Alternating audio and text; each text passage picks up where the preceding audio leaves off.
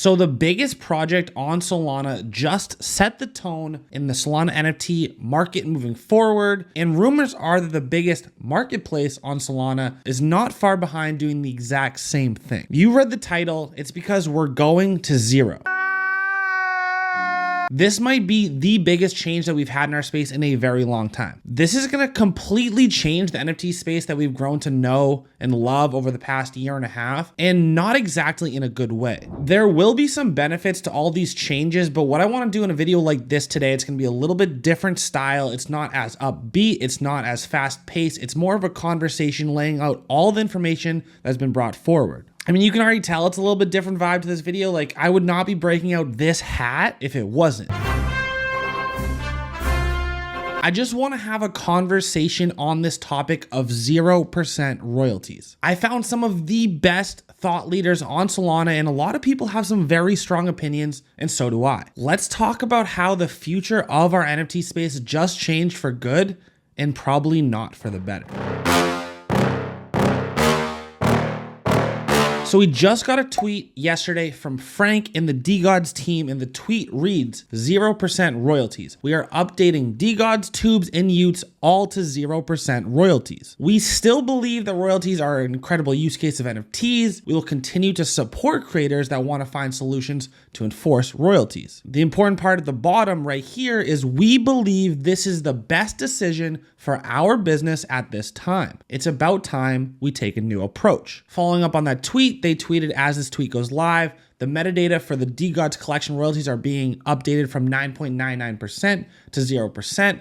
Next, Utes and tubes. I did wake up a few hours after that announcement. I think it was an early Sunday morning, 7:30 my time. I tweeted, whoa, don't like that DeGods announcement. It's important to know that this tweet from DeGods is going completely against kind of their entire stance on this topic. It's been weeks and weeks of them constantly tweeting about how they want to defend creator royalties. They have this platform where they want to make a stand. They want to make it known how they care about and how important creator royalties are to the ecosystem as a whole. I love Frank and I love DeGods, but it is important to know that it's not their fault. I'm not saying that they should have this responsibility, but it's just the fact that they do. Anything that the DeGods team does, anything that Magic Eden does as the leading project and the leading marketplace, that's going to set the tone for everything following. Frank's in a very tough position, but he does know that. Like, he tweeted this morning, the day after, saying literally no other projects or marketplaces have moved to 0% royalties since our announcement. Still, people are going insane on Twitter as if everyone already has. You gotta love outrage culture. And I get it. His whole point is, you know, people think that they have this responsibility. They think that if DeGods does it, everyone's gonna follow.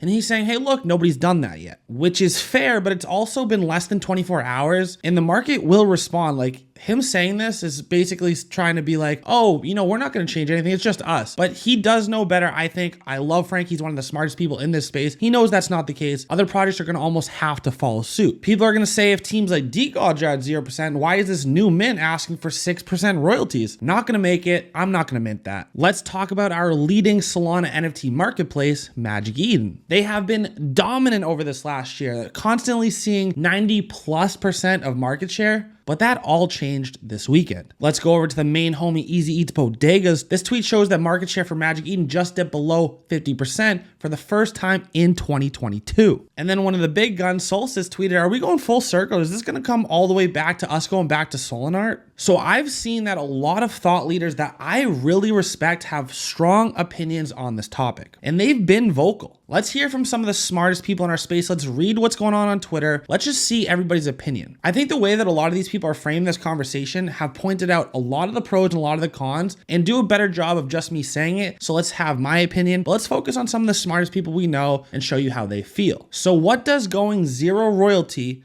do for teams, creators, and the NFT space as a whole? There are some good points on both sides of things, but the main thing I want to know, is this good for the Solana ecosystem as a whole? As I tweeted yesterday, the only thing I personally care about is what's best for this space overall. Let's start with the founder of Blocksmith Labs, Alex, Kryptonit. Alex has been very vocal on Twitter. He's been very passionate about this debate, and he really wanted to let you know where he stands as the whole zero creator royalty thing. Let me just show you two tweets that really stick out to me. First one right here, Alex says, yes, this 0% royalties will force projects to find revenue streams, but it also leaves no incentive to make the floor price go up or provide any holder benefits. Why are you even in NFTs at that point? Then he tweets, no, if the project does find a sustainable revenue stream, floor price is not going to go up. These are not securities. You don't own any equity. Obviously, these tweets are coming from a place where a lot of the comments are, oh, if you're an NFT project, you should be able to find other sources of revenue opposed to just getting these royalties. And he's saying, cool, we'll do that. But how is that good for the ecosystem? How is that good for holders? Why would I give back? Why would I spend so much time trying to make the floor price go up if it's not going to benefit me at all? One of my favorite threads so far on this topic does come from the Twitter user Kimosabi, which I found because it was retweeted by SoulBigBrain. More on him later. He has also some opinions on this topic. Okay, so huge shout out to Kimosabi in this thread. This dude is very smart. He broke this down very well. We're going to use a lot of his information in this video, so go give him a follow on Twitter. We'll post his obviously with a lot of his tweets. But basically, the main three things that Kimosabi pointed out in this thread go as follows. The broken incentives between projects, marketplaces, and holders, the disruptive potential that NFTs once had that may be slipping if we lose out on these creator royalties, and how revenue streams may be more like grasping for straws, since even the biggest projects like Bored Ape Yacht Club, Moonbirds, DeGods don't even have those sustainable revenue streams. But let's start with incentives. Let's talk about MOPI, and this is basically a term coined by Kimosabi, which means mint out, pump it. He explains that Magic Eden is a boss at this revenue stream model. They made a ton of money because they were very good at what they do, and that's providing some MOPI. They help hyped projects mint out, pump the floor price, and often these royalties are such a big portion of their revenue. That's why they attract some of the bad projects that are really just focused on some of this hype. Like some of the examples that were used were Degen Town, which was a straight up rug, Kings of the Street, and Shrouded Playground. Magic Eden made more money from taking a piece of the royalty pie than they even did on the mint cut for projects like OK Bears. These projects are all great fits for Magic Eden's revenue model, which is MOPI, but they do poorly after the fact most time. Not OK Bears, still killing it. Well, considering that they were a 2-sol mint, they're at like 60 plus, 30x, can't hate on that. But most of these projects that do poorly after mint, a lot of consumers are looking at that saying, oh, well, creator royalties are bad. What are these rugs even doing? But I don't think that's the actual problem. My favorite part of this thread is actually right here where Kimosabi says, to clarify, I'm not trying to lampoon on Magic Eden here. They're now in an impossible position. They built for an unhealthy and immature market and amplified those traits. Speaking of Magic Eden, speaking of creator royalties, let's talk about MetaShield. MetaShield was originally created by Coral Cube alongside some of the biggest NFT project founders of Magic Eden themselves. This was their approach at how to protect creator royalties, which I was a fan of. They were trying to make it so that, hey, if you try to skirt creator royalties by going on one of these OTC places like Solana or YA, they'll do some crazy stuff like blurring your NFTs, but this actually ended up having more harm than good. Again, I think the intent was strong behind this. I appreciate them trying to protect creator royalties, but it actually had the opposite effect because since that announcement, Magic Eden's market share slid at an accelerated pace. People that didn't have as strong of a stance beforehand, before this tweet, before the whole blurring NFT things, now they actually care and they're saying, you know what, if you're gonna blur my NFT, yeah, I'm gonna skirt those royalties. The next part that Kimosabi really harps on is the disruptive potential of the tech behind NFTs. Basically saying that we're no longer gonna be able to disrupt certain industries if we lose the royalty model because these are how these industries make their own money. Industries like music, art licensing, comics, publishing, much more. Another question that's brought up is why would projects continue to communicate with you? Traditional businesses don't talk to the shareholders daily, tell them everything's gonna be okay, show them what they're working on. They don't really care about that type of stuff. And if we're gonna force these projects to become Web 2 businesses, the beauty of Web 3 starts to disintegrate. Let's go to another one of our thought leaders, SoulBigBrain. He has two tweets on this and two very strong opinions again. The first thing Big Brain says is, what again is the reason I tell my friends they should be buying NFTs? Programmable royalties was a huge compelling piece of it. Without that, what else is there? They seem to be just JPEGs that are acting more like shitcoins. His second tweet basically saying that, right now people are saying, oh, these are PFP projects. The artists don't need these secondary royalties. But then he says one of one artists still feeling okay because the herd hasn't turned on them yet. Royalties are downright unenforceable. That is a fact. It's only a matter of time. Who decides that one of one artists get to keep getting royalties and PFP projects don't? The same exact people who decided it was okay to remove them for PFPs. I want to talk about the implications of going to 0% royalties, what the possible downsides are. But let's quickly talk about the current options you have as a buyer and a seller of NFTs for Solana. First, you have MagicEn with their 2% marketplace fee, and MagicEn is obviously trying to defend creator royalties. Some new options for buyers are HadesSwap, who's currently seeing almost 20% of the NFT volume. They have 0% platform fees, instant transaction options because there's liquidity provided. Solana, which is literally a 0% fee marketplace, can choose what to pay the platform and the creators. If you want to, you can pay actually 0%. The platform doesn't have to have anything, neither do the creators. You can buy and sell on YA. YA takes a 1% marketplace fee, and again, you can choose what fee you want to give to creators. We also have Hyperspace. Hyperspace is basically just an aggregator of all the marketplaces, including HadesSwap. So it's pretty much one of the best places to find all the options, regardless of if you want to pay royalties, if you want to skirt them, you can find everything on Hyperspace. And obviously you have stuff like OpenSea and CoralCube, etc. But we got to talk about the downside risks and the implications of going 0% royalty. As Kimosabi points out, the future without royalties is bleak. Let's talk about number one, where there's going to be less interest from popular companies and really strong creators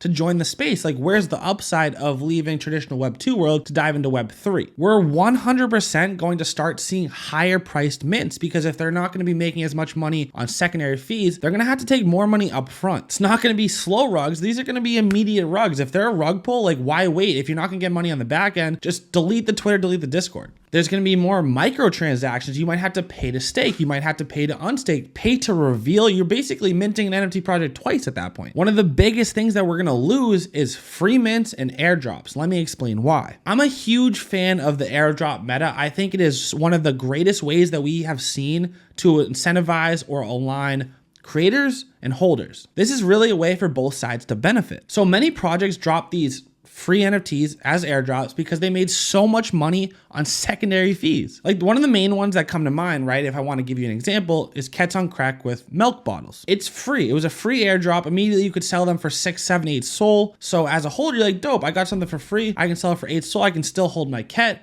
That's a win for the holders. But these have also done 77,000 SOL in secondary trading volume on the milk bottles, and these have a 9.6% creator fee. That's 7,411 SOL in income for the Kets team. Let's say SOL on average over the course of the milk bottles was about $37. Basically, the Kets team brought in 275,000 USD for airdropping free NFTs. It made a ton of sense for projects to do these because they made all that money on free NFT airdrops based on the secondary fees. And as holders, you got free money. Same with free mints. I remember when everyone was complaining about high mint prices and said, oh, let's mint these projects for free. Let's make them earn their money through royalties when their floor price goes up. It also does a great job aligning incentives for both the creators and the holders. So what happened to that? One thing we're also going to lose is derugs. They're going to cease to exist. No more, hey, Soulport Tom, please derug our project. Like, why would he do that when there's no money to be made for the time and effort put in? Some of the most innovative projects like Teos, Cyberfogs, these wouldn't exist because these are current derugs. You're gonna see a lot more secondary collections. Projects will need to add revenue in another way, so they're gonna have to make all these secondary collections as liquidity events. There's gonna be less free handouts for holders. We're gonna see some dilution. Like, why would these projects have a limited supply if they can just continue selling you NFTs to make money where they otherwise can't with no more royalties? And one of the worst ones is there's no incentive to pump a floor price. One of the main reasons that founders really care about the floor price of their project is because it's higher money, that when they get royalties, those royalties are higher, so they make more money for having a higher floor price. But if that's not the case, if they don't have that relationship, if it's not incentives aligned, we're not going to have these inflated pumps, these floor prices that we think are more attractive. This has been a long video, but it kind of needed to be. Do we think that 0% royalties is going to be the new norm? Is that like 100% facts? Are all these projects really going to mint for a way higher mint price and go zero royalty? It's going to make a lot easier for rugs to come into the space. So if we're incentivizing more rugs by the structure, if we're incentivizing less creators, less builders for entering, how could that possibly be a good thing for the ecosystem overall? Personally, I would gladly pay 5% in royalties if it meant the ability to attract some of the better creators, some of the bigger teams to enter Web3. I don't want to lose all the upside of 100 or 1,000x gains, which we actually have in this space, all to save $40, $50, $80 on a single transaction fee. I do see the other side of the coin though, right? Because clearly we do have consumers that are avoiding these royalties, or else places like Solana wouldn't be gaining market share so quickly. Do you guys want to see 0% royalties? Can you please drop in the comments down below some popular reasons why it's good, popular reasons why it's bad? Just tell me what you guys honestly think, because I'm struggling with this topic. We're going to 0. I don't know what that means for our floor price. I don't know what that means for our bags. My head's spinning, but let's just not worry about only negativity. Let's go back to a little bit more upbeat. Let's go to a little bit more happy comments, happy topics by going and checking out that video.